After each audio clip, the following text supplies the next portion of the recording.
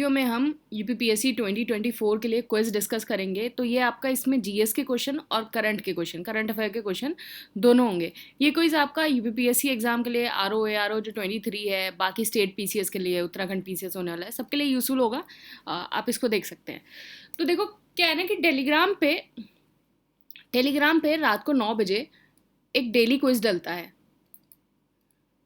अगर आपने नहीं देखा है तो आप टेलीग्राम पे जाइए और रात को 9 बजे एक डेली क्विज होता है। तो ये जो वीडियो है ये इस क्विज का कंपाइलेशन है।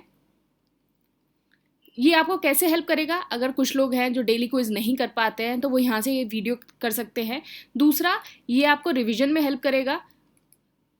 आप इससे रिवीजन कर सकते हैं। साथ में क्या है, इसके एक्सप्लेनेशन भी होगा, तो यहाँ से आप एक्सप्लेनेशन भी देख सकते हैं। तो चलिए हम अपना क्विज स्टार्ट करते हैं। बाकी ये 120 डेज प्रीलिम्स कोर्स है, 18 जून को स्टार्ट हुआ था। ये सारी डिटेल यहाँ देख सकते हैं। बाकी जो टॉपर्स हैं उनकी आप यहाँ कॉपी देख सकते हैं। टेलीग्राम पे कॉपी सारी अपलोडेड हैं, आप सारी कॉपीज़ देख सकते हैं। और जो प्रीलिम्स का कोर्स था उससे डायरेक्ट 102 जो क्वेश्चन है वो डायरेक्ट प्रिडिक्ट हुए थे, और मेंस से 96 क्वेश्चन। नीचे पीडीएफ होगी, वहाँ से आप इसको वेरीफाई कर सकते हैं। चलिए हम अपना क्विज स्टार्ट करते हैं। क्वेश्चन है, by which of the following act legislative council of India receive the power to discuss the budget? कौन से एक्ट से लेजिस्लेटिव काउंसिल ऑफ इंडिया को ये पावर मिली है कि वो बजट डिस्कस कर सकता है? तो इसका आंसर क्या होगा? इसका आंसर है answer B, Indian council act 1892। तो इंडियन काउंसिल एक्ट ने क्या है कि इंक्रीज किया था function of the legislative council, और इसमें जो है काउंसिल के पास पावर थी कि वो बजट डिस्कस कर सकते हैं and address the question to the executive. तो यहाँ से 1892 से पावर मिली थी टू डिस्कस द बजट। अच्छा, आप ये मुझे बताएंगे कि बजट इंट्रोड्यूस कब हुआ था? वर्ड जो बजट है ब्रिटिश एरा में, ये इंट्रोड्यूस कब हुआ था? ये मुझे आप नीचे कमेंट बॉक्स में बताएंगे। तो इसका आंसर हो गया answer B, Indian council act 1892। Next question है, in the context of the Indian history the principle of dyarchy refers to. तो प्रिंसिपल ऑफ डायरैकी क्या रेफर करता है?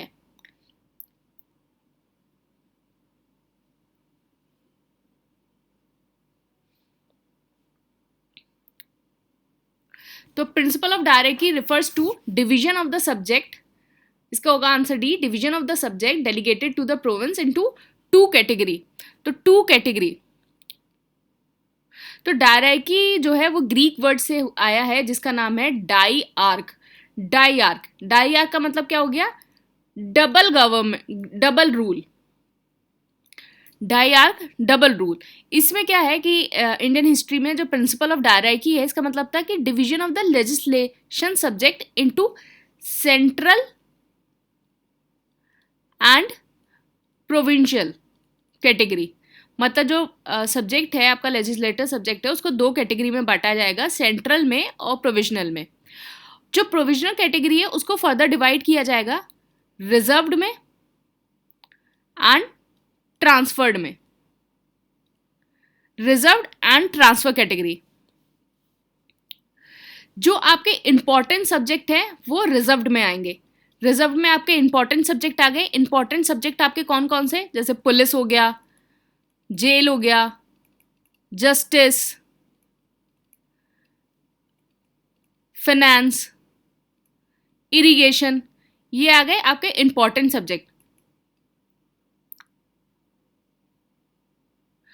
और इसको एडमिनिस्टर कौन करेगा? जो आपके ये रिजर्व सब्जेक्ट हो गए, इंपॉर्टेंट सब्जेक्ट हो गए, इसको एडमिनिस्टर करेगा governor and his executive council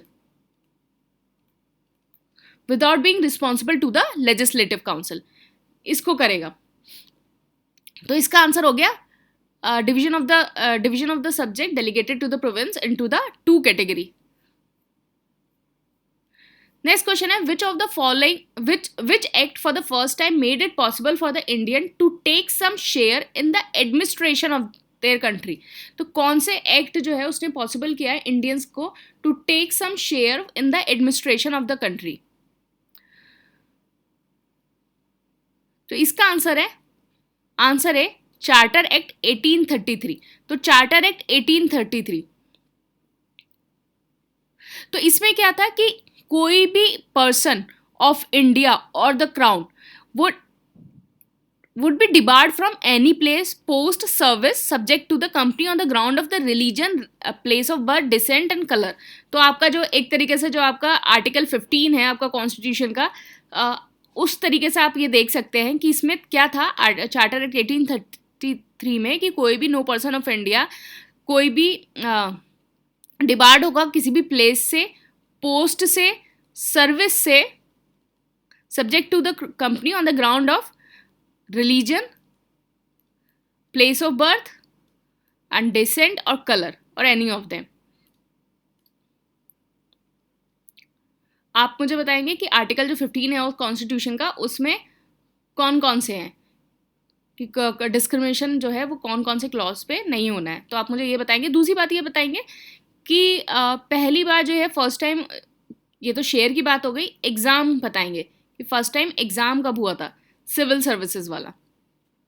तो इसका आंसर हो गया आंसर ए. नेक्स्ट हो गया member of the constituent assembly who drafted the constitution were. तो member of the constituent assembly जो है जिन्होंने ड्राफ्ट किया था कॉन्स्टिट्यूशन वर,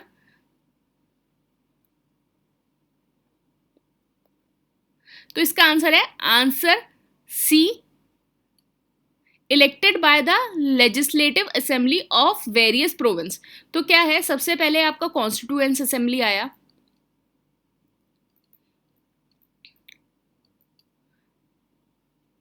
फिर उसके बाद आपका जो member of the constituent assembly है वो इलेक्ट हुए by the member of the legislative assemblies of the various province. Legislative assembly of province.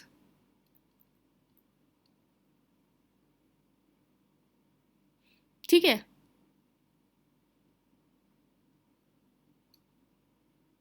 ये हुए और फिर इनको जो है पीपल ने करा.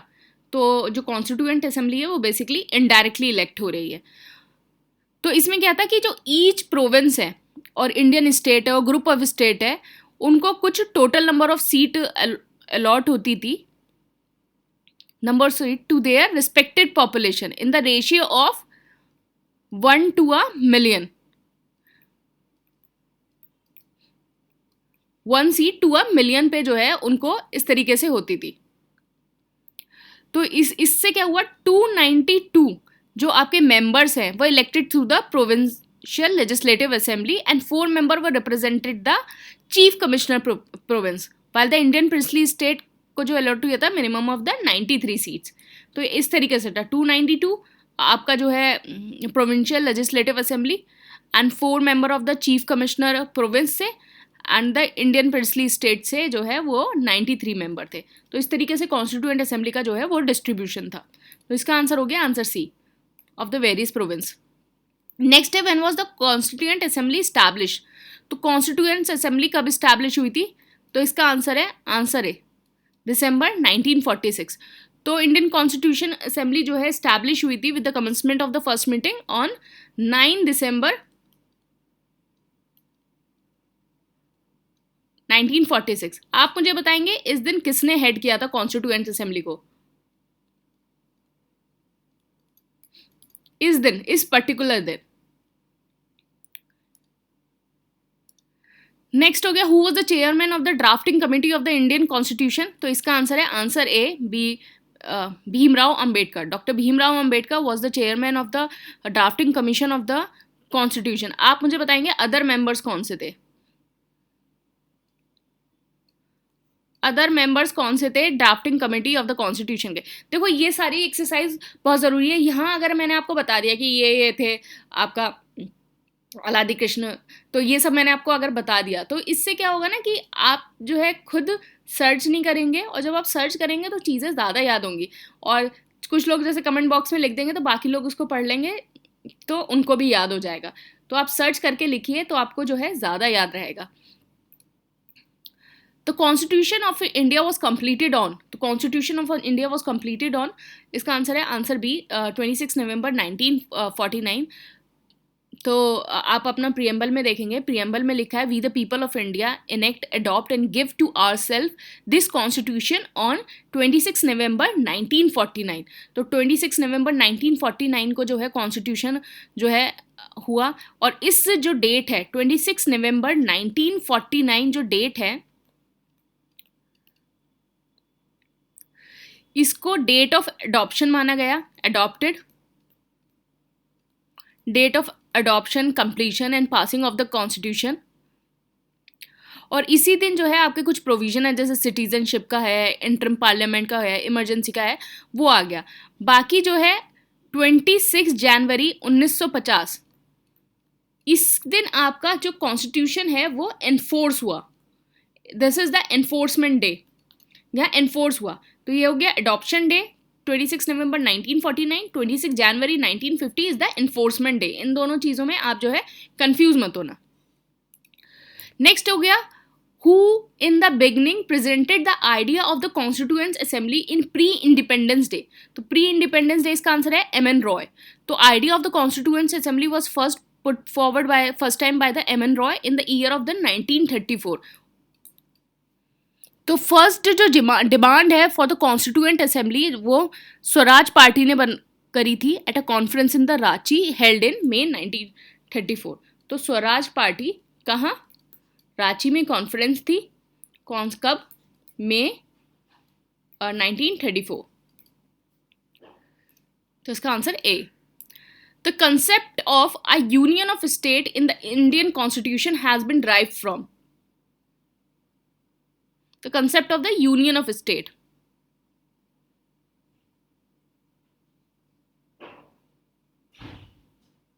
तो इसका आंसर है answer C, the British North American act. तो ब्रिटिश नॉर्थ अमेरिकन एक्ट जो आपका आर्टिकल 1 में लिखा है, the India that is Bharat shall be the union of state. तो ये है ड्राफ्टिंग कमेटी ने क्या किया, ये जो लैंग्वेज है इंडिया दैट इज़ भारत और यूनियन ऑफ स्टेट, तो ये लैंग्वेज जो है आपका ब्रिटिश नॉर्थ अमेरिकन एक्ट जो है 1867 में आया था, उसकी लैंग्वेज है ये।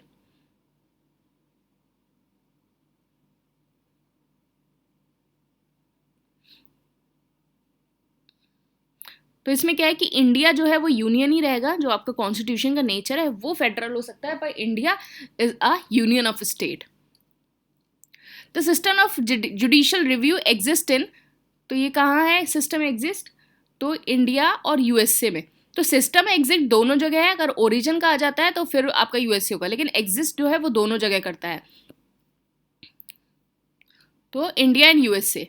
The concept of the fundamental duties has been taken from, तो फंडामेंटल ड्यूटीज का कंसेप्ट कहाँ से लिया गया है, यूएसएसआर से। तो Russian former Soviet union constitution.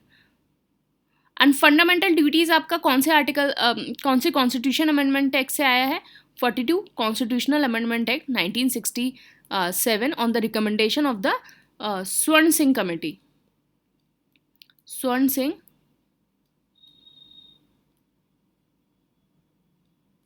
Committee. Constitution जो ओरिजिनली कॉन्स्टिट्यूशन कितने पार्ट में डिवाइड है, तो ओरिजिनली कॉन्स्टिट्यूशन जो है 22 पार्ट्स, 395 आर्टिकल्स एंड 8 शेड्यूल, तो ये बी हो जाएगा। Which one of the following is not correctly match, इसमें से करेक्टली मैच कौन सा है, तो सिटीजनशिप पार्ट 2 सही है, फंडामेंटल राइट पार्ट 3 सही है, स्टेट पार्ट 6 सही है, फंडामेंटल ड्यूटीज जो है वो पार्ट 4A है, तो ये हमारा गलत हो जाएगा, तो सी जो है वो सही नहीं है। तो फंडामेंटल ड्यूटीज जो है ये गलत है, फंडामेंटल ड्यूटीज जो है पार्ट 4A है।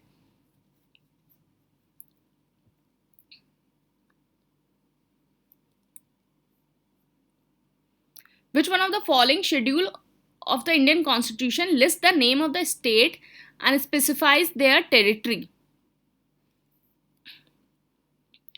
Name of the state and specifies their territory. देखो फर्स्ट किससे है, फर्स्ट जो है स्टेट एंड टेरिटरी है, सेकेंड शेड्यूल क्या है? सैलरीज, जो पब्लिक ऑफिस, जज एंड कैग। थर्ड क्या है? ओथ। फोर्थ क्या है? एलोकेशन और सीट्स इन राज्यसभा। देखो थर्ड वाला ऐसे याद कर लेना, ओजोन, O3 ओजोन। तो थर्ड जो शेड्यूल है वो ओ से है, ओथ से है। Which of the following is the subject of the concurrent list? concurrent list कौन सा है? तो इसका आंसर है आंसर बी, क्रिमिनल मैटर। तो देखो पुलिस जो है वो आपका स्टेट सब्जेक्ट है, आपका फॉरेन अफेयर हो गया, आपका रेडियो एंड टेलीविजन हो गया, ये यूनियन में है, और क्रिमिनल मैटर जो है वो आपका कंकरेंट में है। इसका आंसर हो गया answer B. The 11th schedule of the constitution is related to. The 11th schedule of the constitution किससे रिलेटेड है? 11th शेड्यूल जो है पंचायती राज से रिलेटेड है। तो आपका 73 कॉन्स्टिट्यूशनल अमेंडमेंट एक्ट 1992 ने जो है पार्ट आपका 9 को जोड़ा था पंचायत को, जो जिसके अंदर आर्टिकल आते हैं आर्टिकल 243 से लेके 243O, और इसके अंदर जो है आपका ये 11th शेड्यूल में है, और इसके अंदर जो है 29 सब्जेक्ट्स हैं। ये जो है मोटे मोटे फैक्ट्स हैं रिलेटेड टू द पंचायती, तो इसको आप याद कर लेना। तो इसका आंसर हो गया answer B. Which one of the following article of the Indian Constitution provide for the all Indian services? all Indian services कौन सा आर्टिकल करता है? तो आंसर इज है आर्टिकल 312। तो आर्टिकल 312 जो है ऑल इंडिया सर्विसेज से डील करता है। नेक्स्ट क्वेश्चन है, the main object of the article 13 of the Indian Constitution is to secure the paramountcy of the Constitution regarding। तो इसका आंसर है the main object of the article 13 of the Constitution है। तो किससे related है ये है आंसर बी, फंडामेंटल राइट्स। तो article 13 of the constitution make provision for the pre-constitutional laws and the post-constitutional law if inconsistent with the provision of the fundamental rights enumerated in the part 3 of the constitution। तो इसका answer हो गया answer B. Who among the following has the executive power to admit a state in the union or establish a new state? तो किसके पास executive power है कि एक नए स्टेट को एडमिट कर सके इन द यूनियन में और एस्टैब्लिश अ न्यू स्टेट? तो इसका आंसर है पार्लियामेंट। तो article 2 of the Indian constitution provide करता है parliament to admit into union and establish a new state, और आर्टिकल जो 3 है वो करता है to form a new state by separating a 2 state और ये सब। तो ये जो आर्टिकल है। नेक्स्ट हो गया, अ bill for the purpose of creating a new state of in India must be passed by. तो न्यू स्टेट के लिए जो है आपको नॉर्मली जो है एक simple majority in the parliament से जो है वो बिल पास करना होगा। कोई स्पेशल जो प्रोसीजर है वो नहीं होगा अमेंडमेंट उस समय, जो न्यू स्टेट है वो आपका सिंपल मेजॉरिटी से जो है पास हो जाएगा। नेक्स्ट है, 9 dash line sometimes in news is associated with which of the following water bodies. तो आपका जो 9 डैश लाइन है, आपका जो साउथ चाइना सी है, तो उसमें आपकी 9 डैश लाइन है। तो इसके अंदर जो कंट्री है China, Vietnam, Philippines, Brunei, Malaysia, Taiwan जो है इनका डिस्प्यूट है फॉर साउथ चाइना सी में, dispute over the this area. Next है, consider the following statement about गिरहा रेटिंग। तो गिरहा रेटिंग जो है, तो गिरहा is the India national rating system for the green building. इसमें आपको क्या है, इनकरेक्ट बताना है। This tool is developed by the energy and resource institute and is endorsed by the ministry of environment and climate change. तो इसका जो answer है इनकरेक्ट बताना है। तो इनकरेक्ट जो है वो सेकंड इनकरेक्ट है, फर्स्ट सही है।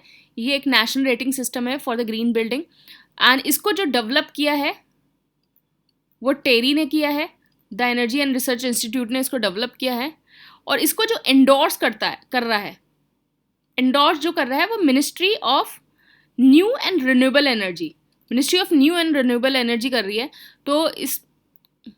तो जो ग्राह है वो एसेस करेगी building out of the 34 criteria, और जो पॉइंट है on the basis of the scale of 100 होंगे,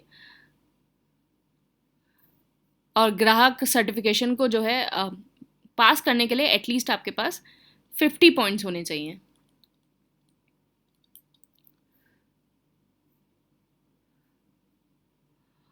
मार्तन sun temple recently in news is located in, तो मार्तन सन टेम्पल कहाँ है, तो it is in Jammu Kashmir. तो जो आपका मार्तन सन टेम्पल है, जो सन गॉड्स को है, ये जम्मू कश्मीर के अनंतनाग में है मार्तन सन टेम्पल।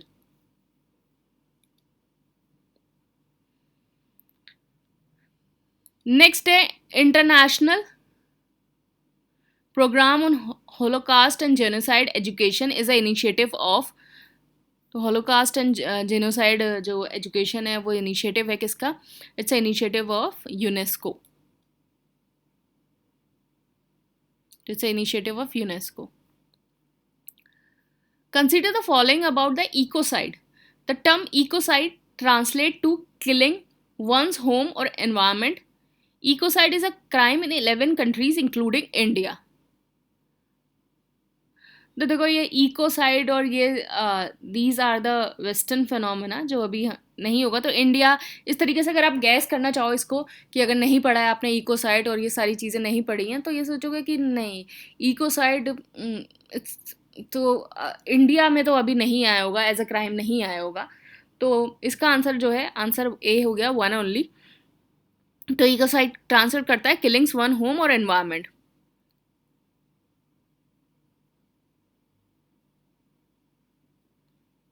तो this is a ecocide. Next है Gujarat declaration recently in news is a outcome of, तो Gujarat declaration is an outcome of, इसका आंसर हो गया A, WHO traditional medicine global summit. तो गुजरात डिक्लेरेशन जो है आउटकम है WHO traditional medicine global summit का।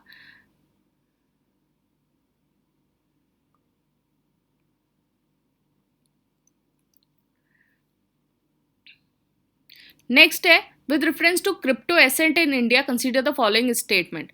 Crypto asset, there is currently no regulation और ban on crypto currency in India.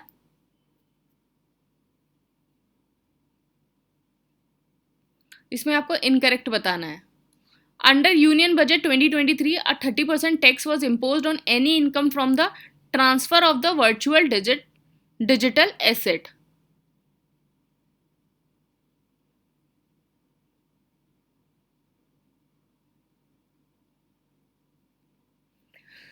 तो इसमें जो है आपको इनकरेक्ट बताना है। आप एक बार इसको पढ़ लीजिए कि इसमें तो पहला जो है कि देयर इज नो रेगुलेशन और ban on the crypto currency, तो ये तो गलत है कि नो रेगुलेशन और बैन जो है वो क्रिप्टो करेंसी में होगा। Sorry, with reference to crypto asset in India, sorry incorrect बताना है। तो इनकरेक्ट बताना है, तो इसमें से कोई भी इनकरेक्ट नहीं है, दोनों स्टेटमेंट सही हैं। Regulation ban on crypto currencies in India,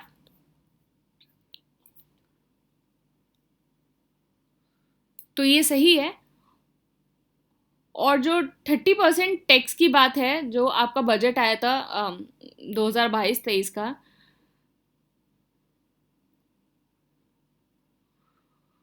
उसमें जो है इम्पोज किया गया था कि 30% tax on digital asset, 30% tax on the imposed on any income from the transfer of the virtual digital asset. तो this is the first step toward the regularization. तो regularization के लिए ये पहला स्टेप था 30%। तो इसमें से कोई भी नहीं सही है, दोनों स्टेटमेंट जो आपके सही हैं। Justice Amitwa Roy committee was recently in news is related to the prison reform. तो सुप्रीम कोर्ट ने formed a committee on the prison reform headed by the Amitava Roy to examine the various problem relating to the prisons in the country. Over crowding, lack of the legal advice, और इन सब से related जो है अमितवा Roy committee जो है वो बनाई गई है. Where is the 20th Asian India summit being organized? तो 20th एशियन इंडिया समिट कहाँ ऑर्गेनाइज होगी? तो ये आपकी आंसर डी, जकार्ता. तो जो हमारे प्राइम मिनिस्टर हैं, प्राइम मिनिस्टर नरेंद्र मोदी जी, वो पार्टिसिपेट करेंगे एशियन इंडिया समिट में, और ईस्ट एशिया समिट जो है वो भी जकार्ता में होगी. तो इस बार जो है चेयरमैनशिप किसकी है? इंडोनेशिया की. और ईस्ट एशिया समिट कौन सी? 18th east Asia summit. इसमें क्या है कि जो बोथ साइड है वो कमिट करेंगी to review of the Asia India goods agreement by 2025. और जो आपका आसियान है ये आपका मेंबर है, 10 मेंबर्स स्टेट हैं, और इस्टेब्लिश कब हुआ था? 1967 में. आप मुझे बताएंगे ये 10 मेंबर्स कौन कौन से हैं, क्योंकि बहुत ज़्यादा इंपॉर्टेंट है इस बार. आप 10 मेंबर्स बताएंगे. तो इसका आंसर हो गया D. With whom was the Indian Post partnered to strengthen the e-commerce export system? E-commerce export system किसके साथ जो है इंडियन पोस्ट ने जो है पार्टनर किया है? तो इसका आंसर हो गया शिप रॉकेट. तो इंडियन पोस्ट ने शिप रॉकेट के साथ किया है to strengthen the e-commerce export system. तो ये आपका जो है क्विज खत्म होता है यहाँ. ये हम वीक में एक बार करा करेंगे, वीकली इसको करा करेंगे. और बेसिकली ये आपका कंपाइलेशन है जो टेलीग्राम का आपका क्विज होगा, और जो इसकी पीडीएफ है वो 2024 का जो कोर्स है उसके साथ प्रोवाइड होगी. बाकी जो है आप ये कोर्स है इसकी डिटेल देख सकते हैं, सारी चीज़ें. और मैंने आपको बताया अगर टॉपर्स की कॉपीज़ आप देखना चाहते हैं तो वो भी देख सकते हैं. Thank you and all the best.